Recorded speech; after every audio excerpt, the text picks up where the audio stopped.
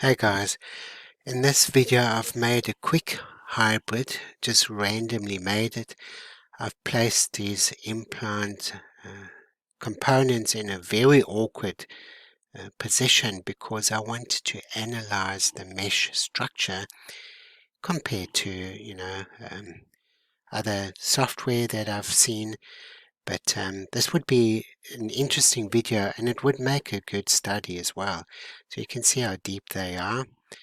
And what we're going to do is we're going to generate the implant fixture. Now this can take maybe a minute or maybe 2 minutes depending on the density of the mesh. In this case the ruthenium teeth are quite dense, so this gives me a little bit of time that it takes. Now, of course, they're a little bit deep and you do a lot of smoothing, but the purpose is to see what happens. And you can see where the screw channel has been extended and mesh has been added to this hybrid. I'm going to go into edit mode and let's analyze the mesh. Okay, now look between the yellow and the hybrid. Okay, you can, here I'm just zooming a bit fast, but you can see the pristine mesh on the junction of the two.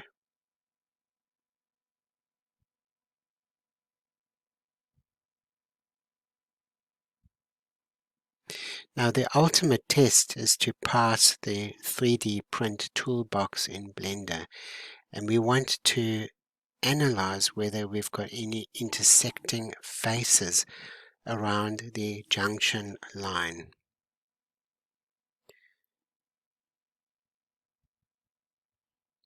Alright, we're going to click on that intersecting faces, and that usually then shows up and we can then see where the problem areas are.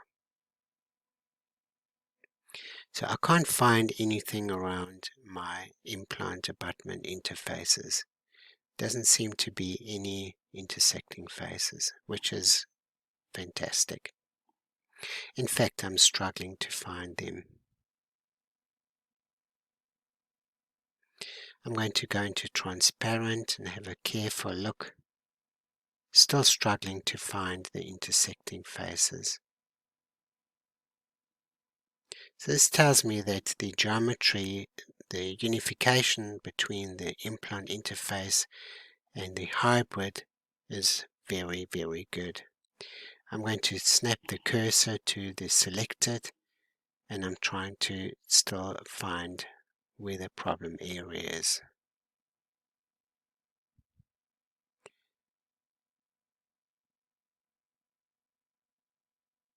Okay, I'm going to click that again. Alright, now this is shown up on this side. Now this is part of my tooth library, and it has nothing to do with our generation of our mesh structure. Now this is very, very good.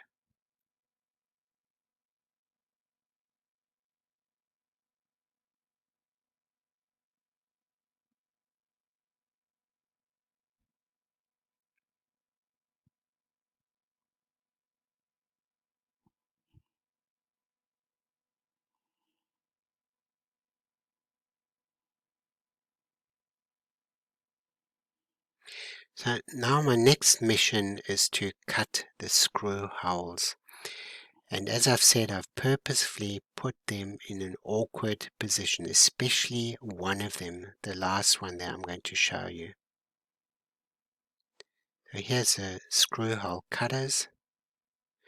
And this one is pretty awkward. We wouldn't usually make the holes in these positions. We'd probably smooth the top of them. And this is the one I'm talking about. Not only is it undercut, but the hole is shared between two teeth. Now, what do you guys think this is going to look like? It's going to be very interesting.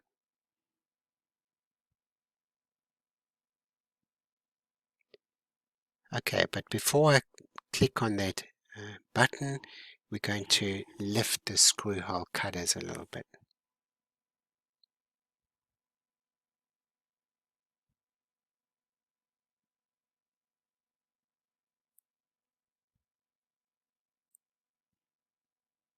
Then I'm going to click on that magic button.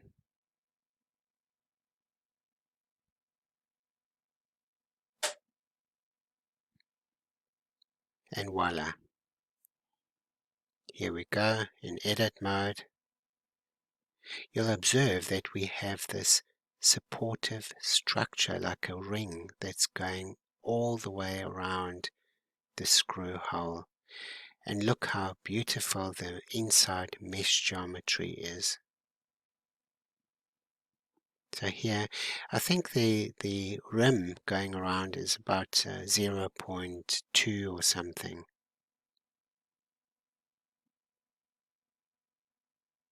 So it follows the contour of the tooth. There it's jotting out a little bit, and that's just to avoid the knife edge that would have been created.